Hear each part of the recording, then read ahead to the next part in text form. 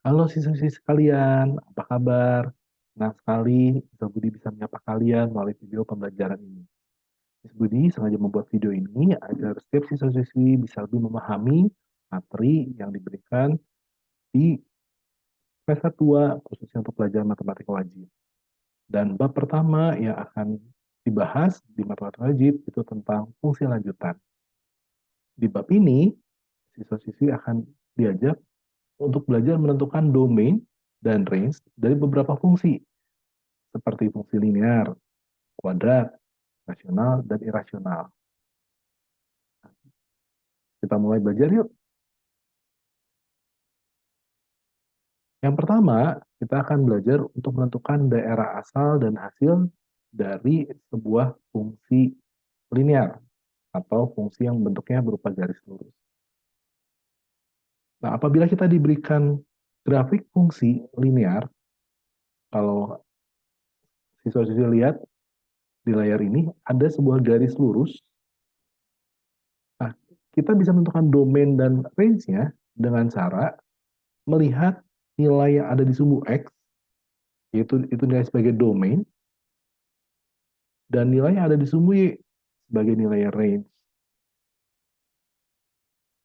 Kita lihat untuk sumbu X atau garis yang mendatar, berapa nilai terbesar dan berapa nilai terkecil, itulah yang menjadi nilai domain kita. Di gambar ini diberikan keterangan bahwa nilai terbesarnya ada di X sama dengan 4. Dan ini dilambangkan dengan sebuah lingkaran yang diarsir. Berarti itu nilai terbesarnya adalah X-nya lebih kecil sama dengan 4. Kenapa lebih kecil sama dengan 4? Karena lingkarannya diarsir. Apabila lingkarannya kosong, tidak diarsir, maka dia tidak perlu diberikan tanda semuanya. Sedangkan berapa nilai terkecilnya, garis linear ini di paling kiri itu diberikan keterangan sebuah tanda anak panah. Ini artinya garisnya masih bisa kita perpanjang lagi ke sebelah kiri sampai tidak terbatas. Sehingga domainnya bisa kita tuliskan bahwa dia nilai terkecilnya adalah min tak hingga sampai ke angka 4. Atau siswa-siswi bisa menuliskan juga sebagai X lebih kecil sama 4. Demikian juga untuk range. Range siswa-siswi bisa lihat dari nilai yang ada di sumbu Y atau garis vertikal. Berapa nilai terkecil yang ada di sumbu Y? Ternyata di sini diberikan informasi dia min 1. Dan juga lingkarannya diarsir. Berarti dia harus lebih besar sama dengan daripada negatif 1. Sekali lagi kenapa ada tanda sama dengan? Karena dia lingkarannya diarsir. Dengan berapa nilai terbesarnya di sumbu Y? Kembali lagi kita lihat bahwa ini diwakili oleh sebuah garis panah. Itu berarti nilai Y-nya bisa sampai positif tak hingga. Jadi siswa-siswi bisa tuliskan bahwa range-nya adalah Y-nya lebih besar sama negatif 1. Atau bisa juga dituliskan sebagai lingkaran, tanda kurung, min 1, tak hingga. Kita lihat contoh soal berikutnya ya.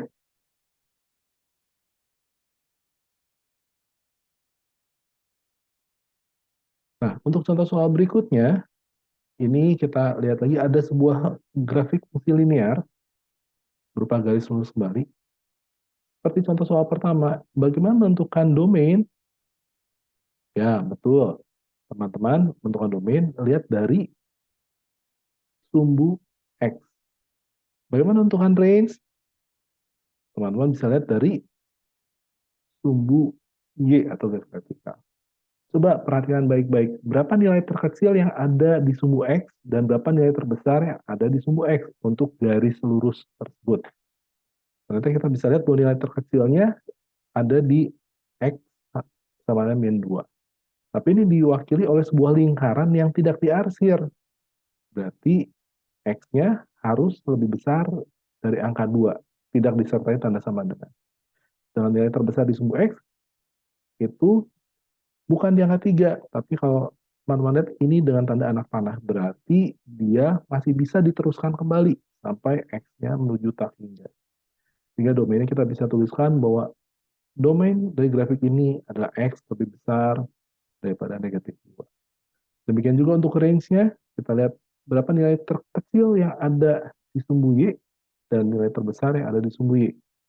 Kalau teman-teman perhatikan, nilai terbesarnya itu ada di angka Y sama dengan 1. Dan ini diwakili oleh sebuah lingkaran kosong. Berarti dia tidak bisa tanda sama dengan. Jadi Y lebih kecil daripada 1. Sedangkan nilai terkecilnya, ini diwakili oleh sebuah tanda panah, berarti nilai Y-nya bisa menuju sampai negatif 4. Bagaimana? Mudah bukan menentukan domain dan range daripada sebuah fungsi linear? Nah, Bismillah akan lanjutkan dengan contoh-contoh selanjutnya untuk membuat kalian lebih paham. Nah, kita lihat gambar fungsi linear di sini. Ini kita bisa menentukan dengan cepat dan mudah untuk domain daripada grafik tersebut. Domain itu nilai yang ada di sumbu X dan range ada di sumbu Y. Domain yang terkecil berapa? Negatif 6. Dan ini lingkarannya kosong. Terbesarnya ada di 9. Ini pun diwakili oleh lingkaran yang kosong. Berarti domain kita adalah nilai X-nya lebih besar daripada negatif 6 dan lebih kecil pada 9. Demikian juga dengan range-nya. Berapa nilai terkecil dan terbesar yang ada di sumbu Y? Kalau teman-teman perhatikan, nilai terbesar itu ada di Y 3. Diwakili dengan lingkaran yang kosong, dan yang terkecil adalah negatif 2. Sama juga lingkaran kosong, berarti nilai Y-nya itu lebih besar daripada negatif 2 dan lebih kecil daripada 3. Ternyata menyenangkan ya, menentukan domain dan range dari sebuah fungsi linear karena sangat mudah. Nah, pertanyaan yang bisa diberikan juga di fungsi linear ini, kita bukan diberikan sebuah grafik, tapi kita diberikan sebuah fungsi. Ya, contoh soal ini, fungsi f sama dengan 2x tambah 5.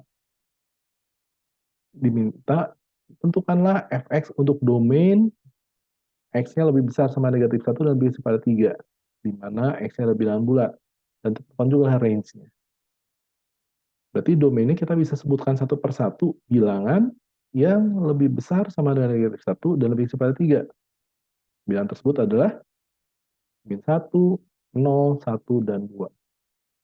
Untuk menentukan range-nya bagaimana? Menentukan range-nya silakan teman-teman masukkan angka-angka yang ada di domain ini dalam fungsi yang diberikan, yaitu 2x ditambah 5.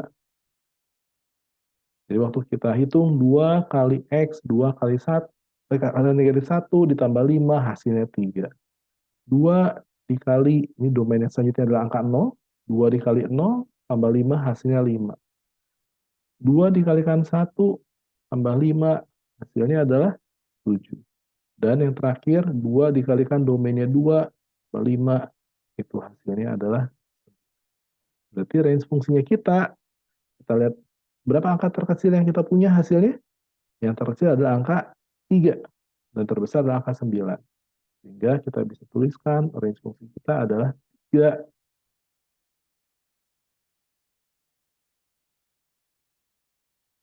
Lebih kecil daripada Y, dan Y-nya lebih kecil daripada 9. Inilah penulisan range fungsinya. Nah, setelah jelas dengan fungsi linear, kita akan coba melihat bentuk fungsi yang lain ya.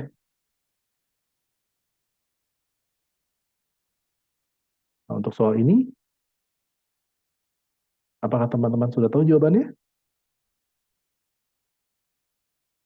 Ya, betul sekali. Nilai domainnya adalah X-nya lebih besar sama dengan 1, namun lebih kecil pada 7. Dan untuk range-nya, itu nilai Y-nya lebih besar sama dengan 3, dan lebih kecil pada 8. Kami sebenarnya akan lanjutkan dengan fungsi yang selanjutnya, yaitu fungsi kuadrat. Teman-teman tahu bahwa fungsi kuadrat bentuknya adalah sebuah parabola dengan pangkat tertinggi yang X-nya adalah sama dengan 2 pangkat tertingginya. Untuk menentukan domain dan range dari fungsi kuadrat, kita bisa juga lihat dari sebuah grafik seperti yang ada di samping ini. Ini sebuah fungsi kuadrat dengan titik puncaknya ada di koordinat min 2,1. Nah, untuk domain daripada fungsi kuadrat sendiri, itu adalah X elemen daripada bilangan real. Atau bisa juga dituliskan sebagai X-nya dari negatif tak hingga sampai positif tak hingga. Kenapa? Karena kita bisa memasukkan semua nilai apapun juga ke dalam fungsi kuadrat ini. Namun, untuk range-nya atau daerah hasilnya, itu caranya mudah. Kita tinggal lihat saja berapa nilai Y puncaknya. Di gambar ini jelas Y puncaknya ada di Y sama dengan 2. Ya, Y-nya sama dengan 2. Jadi ada angka 2 di sini. Berarti semua grafik ini kita lihat dia berada di bawah angka Y sama dengan 2. Sehingga range fungsinya kita tuliskan Y-nya dia lebih kecil sama dengan 2. Kenapa lebih kecil sama dengan? Karena di sini lingkarannya pun dia diarsir.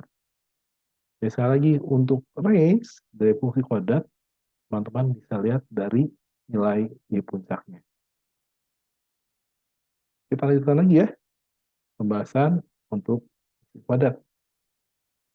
Nah, sekarang apabila diberikan suatu fungsi H, yaitu 2x kuadrat min 4x min 16, kita diminta menentukan daerah asal dan range-nya. Seperti soal sebelumnya, daerah asal untuk fungsi kuadrat itu adalah x elemen bilangan real. Karena semua nilai bisa kita masukkan untuk fungsi kuadrat. Namun untuk range-nya atau daerah hasilnya, kita tinggal perhatikan nilai Y puncaknya. Dan teman-teman masih ingat nilai Y puncak bisa dihitung dari B kuadrat min 4AC dibagi dengan min 4A. Dari perhitungan ini kita bisa lihat ternyata Y puncaknya adalah negatif 18. Jadi walaupun kita tidak memiliki gambar grafik di sini, kita bisa menentukan dengan rumus Y puncak. Karena Y-nya adalah min 18, dan ini fungsi kuadratnya itu dengan koefisien depan X kuadratnya positif, berarti sudah pasti gambarnya dia seperti huruf U. Dan inilah titik terendahnya atau nilai minimum. Sehingga range fungsinya kita adalah Y lebih besar sama dengan negatif 18. Kenapa?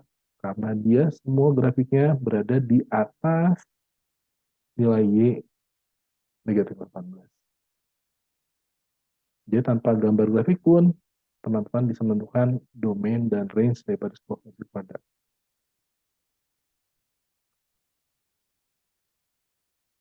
Nah, sekarang kita akan melihat bagaimana menentukan domain untuk fungsi rasional atau fungsi pecahan. Berikan contoh jika kita punya fx sama 4 per x tambah 1. Menentukan domain daripada fungsi rasional, itu kita harus memperhatikan sifat daripada fungsi rasional. Ingat di semester 1 kita pernah bahas ini, bahwa sebuah pecahan, nilai penyebutnya tidak boleh sama dengan 0. Penyebut itu tidak boleh tepat sama dengan 0. Sehingga kita bisa tuliskan di sini, bahwa X-nya itu tidak boleh sama dengan nilai negatif 1. Karena apabila kita masukkan min 1 ke fungsi ini, maka penyebutnya menjadi nilai 0. Berarti domainnya adalah semua bilangan real, namun nilai X-nya tidak boleh sama dengan negatif 1. Jadi domain untuk fungsi rasional itu dilihat dari penyebutnya. Kita lanjutkan lagi ya.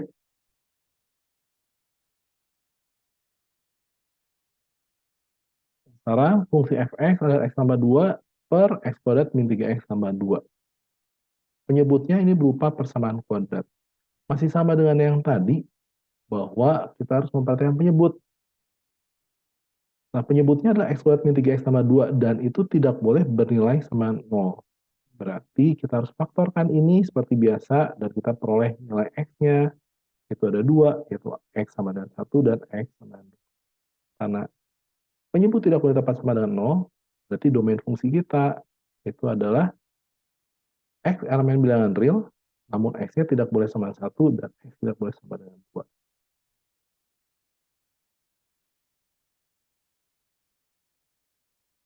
Nah, fungsi yang selanjutnya yang kita bahas yaitu fungsi irasional atau yang berbentuk akar.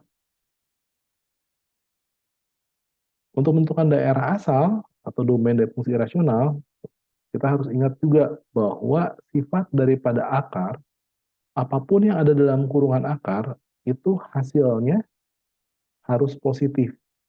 Apapun yang dalam kurungan akar, hasilnya harus positif. Sehingga kalau f(x) sama akar 2x-6, berarti domain fungsi kita adalah 2x-6 harus lebih besar sama dengan 0. Berarti nilai x-nya lebih besar sama dengan 3. Itulah sifat daripada fungsi irasional. Contoh selanjutnya, ini ada akar daripada x kuadrat tambah 5x-6. Domainnya, seperti tadi, kita buat x kuadrat tambah 5x-6. Dia pun dia harus lebih besar sama dengan 0. Kalau kita faktorkan, maka kita temukan nilai x-nya ada 6 dan x sama 1. Berarti domain daripada fungsi fx ini adalah x elemen bilangan real, namun x-nya dia harus lebih kecil sama dengan 6 atau x-nya lebih besar sama dengan 1. Kenapa seperti ini? Karena waktu kita buat garis bilangan di sini, angka 6, ini angka 1,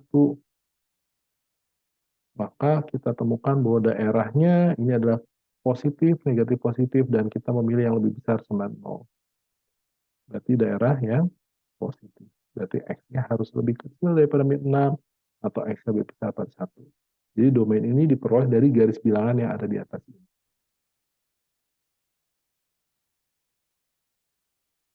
Bagaimana penjelasan kali ini? Apakah siswa-siswi sekalian terbantu dengan video ini? Nah, kalau terbantu, teman-teman bisa mengerjakan latihan soal ini juga.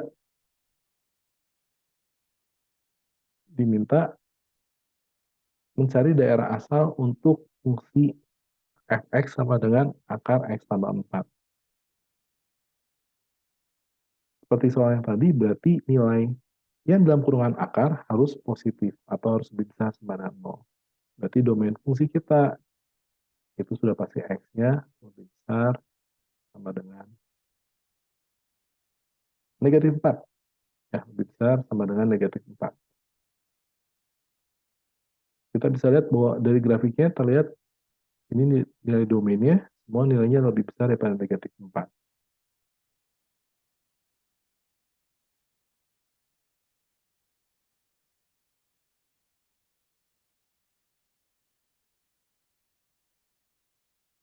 Dan contoh selanjutnya, untuk fx sama x kuadrat min 2 dibagi x kuadrat min 1. Kita perhatikan lagi untuk penyebutnya, karena ini bentuknya pecahan, penyebutnya adalah x kuadrat min 1 dan kita bisa faktorisasi. Jadi, setelah kita faktorisasi, kita temukan bahwa x-nya tidak boleh tepat sama dengan 1 dan tidak boleh sama dengan 1. Ini adalah untuk domain fungsinya. Dan apabila kita gambarkan grafiknya, kita bisa melihat bahwa X tidak sama dengan min 1 dan X tidak sama dengan 1 itu berupa garis asimtot tegak. Garis asimtot adalah garis yang didekati oleh kurva, tapi tidak disentuh oleh kurva tersebut. Inilah yang disebut sebagai asimtot tegak. Jadi, untuk fungsi rasional atau pecahan, asimtot tegak itu bisa dilihat dari domain fungsinya. Domain fungsi itu menunjukkan asimtot tegak yang dimiliki.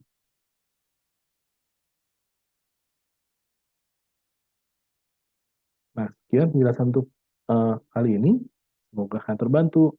Sampai berjumpa dengan video selanjutnya, supaya kita bisa semakin pandai dalam belajar matematika. Tuhan berkati.